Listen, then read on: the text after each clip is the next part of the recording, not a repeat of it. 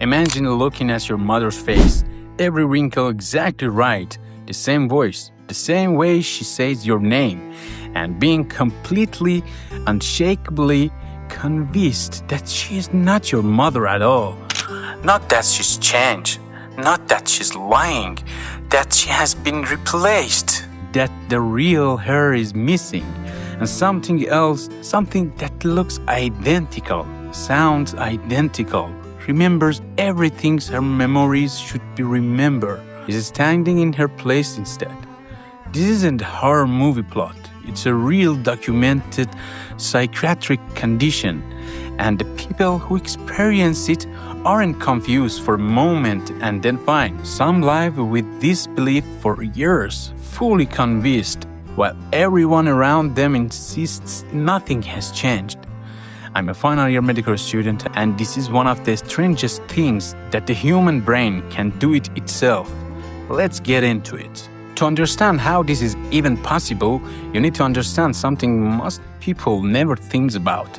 Recognizing a face and feeling connected to that face are actually two completely separate jobs, handled by two different parts of your brain.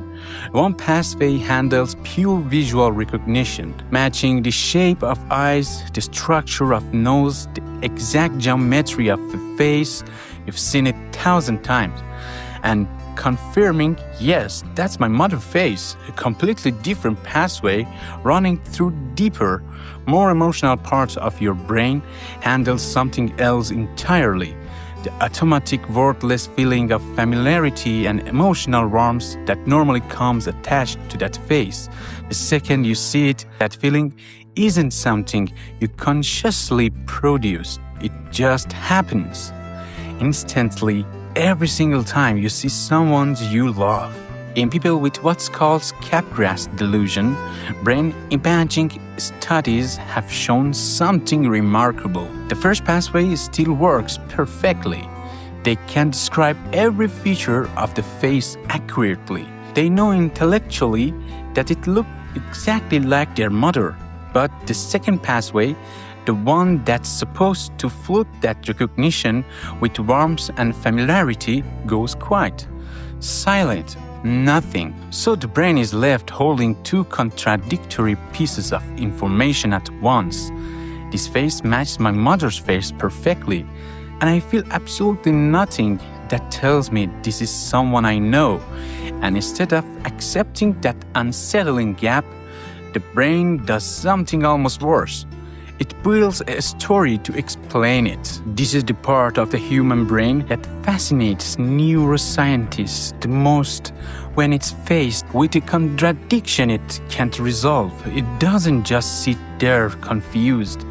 It fabricates an explanation and then believes that explanation completely with total confidence. For someone with Capgras Delusion, the explanation their brain settles on is almost always some version of the same story. This person looks exactly like my loved one, but isn't them.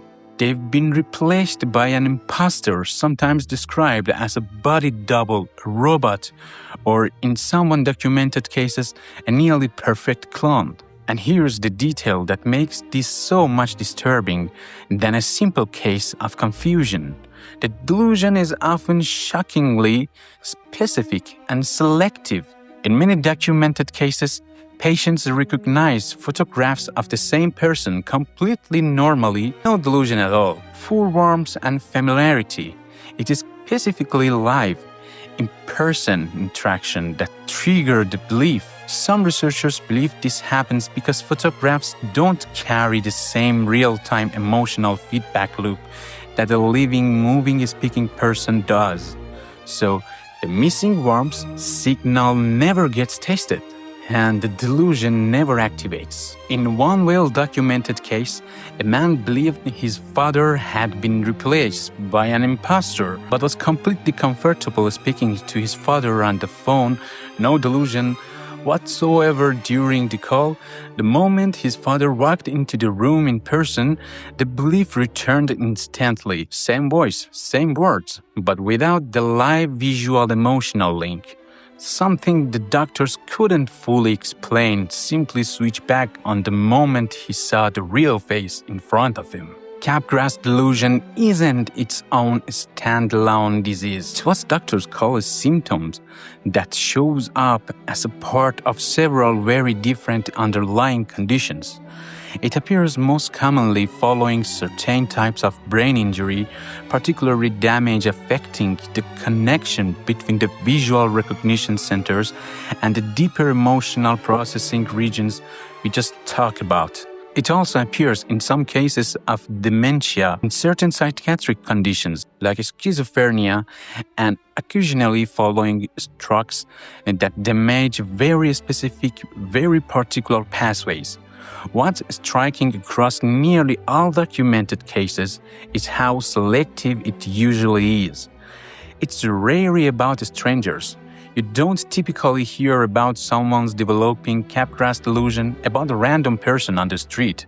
It almost always attaches itself to people someone is emotionally closest to, a spouse, a parent, a child, sometimes even a pet. The people whose faces are supposed to carry the strongest emotional signal are exactly the one whose absence of that signal becomes the most noticeable and most disturbing to the brain, trying to make sense of it. There have been documented cases where a person develops a delusion about their own reflection, looking in a mirror and becoming convinced that the person starting back isn't actually them, but some kind of impostor rearing their face.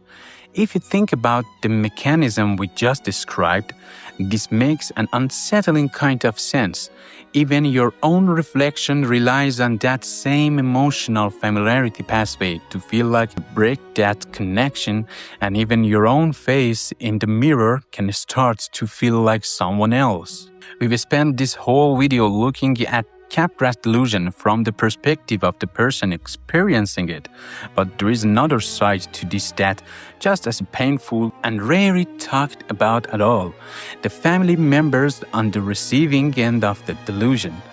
Picture being told by your own child, spouse, or parent that you are not really you, while you are standing right in front of them, saying their name, using every shared memory you can think of to try to convince them otherwise. Family members in documented case studies describe this as one of the most disorienting forms of grief that exists. Grieving someone who is still alive, still physically present, still speaking to you, but who has stopped recognizing you as yourself in the one specific way that matters most.